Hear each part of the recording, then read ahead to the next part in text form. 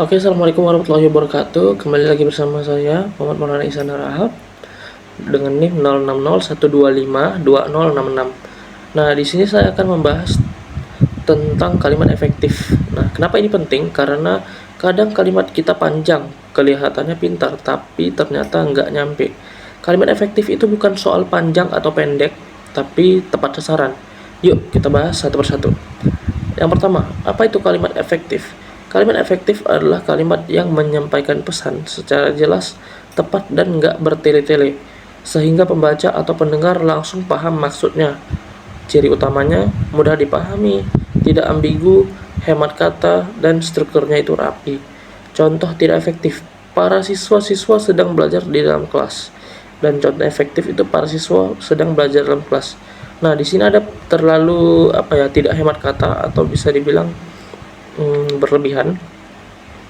Ya, para siswa-siswa itu terlihat pada kata siswa-siswa itu dia terdapat kata ulang ya, kata ulang, dan itu terlalu berlebihan sehingga diubah agar menjadi lebih simpel menjadi para siswa, hanya satu kata saja ya, jadi kata para siswa sedang belajar di kelas.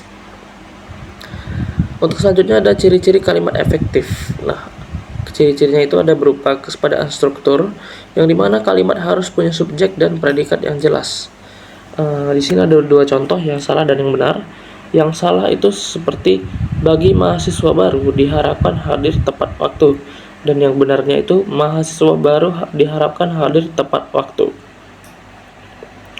Untuk selanjutnya ada keparalelan. Bentuk kata dalam satu kalimat harus sejajar. Contoh, kegiatan itu meliputi membersihkan kelas, pengecatan, dan menghias dinding. Dan untuk bentuk yang benar itu kegiatan meliputi membersihkan kelas, mengecat, dan menghias dinding.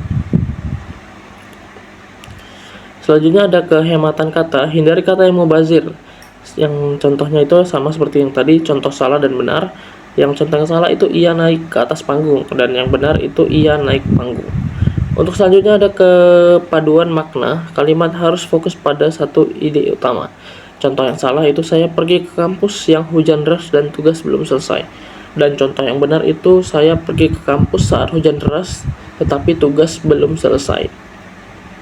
Untuk selanjutnya itu ada ketegasan makna, yang dimana bagian penting kalimat harus ditonjolkan. Contoh nih ya, contoh yang perlu diperhatikan adalah kebersihan lingkungan kampus. Ya. Oke, terus selanjutnya kita akan membahas tentang contoh kalimat tidak efektif dan perbaikannya. Contoh 1, itu untuk meningkatkan mutu pendidikan maka diperlukan adanya kerjasama yang baik.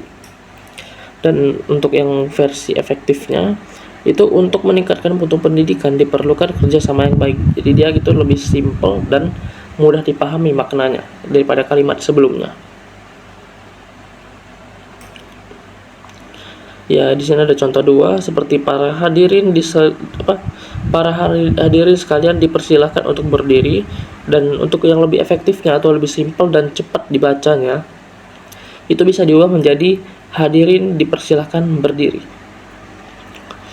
Oke, untuk selanjutnya kita akan membahas kesalahan umum dalam kalimat efektif.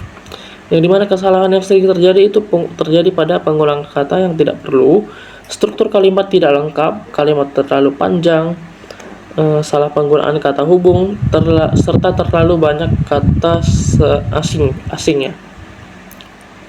Nah, tips bikin kalimat efektif yaitu biar kalimat kamu makin efektif.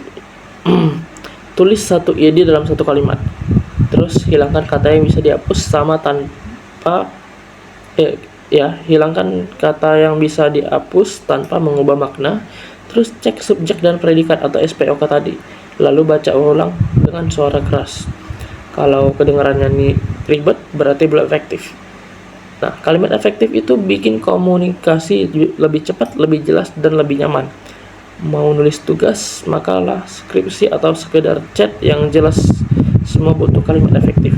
Terima kasih sudah nonton video ini. Sampai jumpa di video selanjutnya. Assalamualaikum warahmatullahi wabarakatuh. Dadah.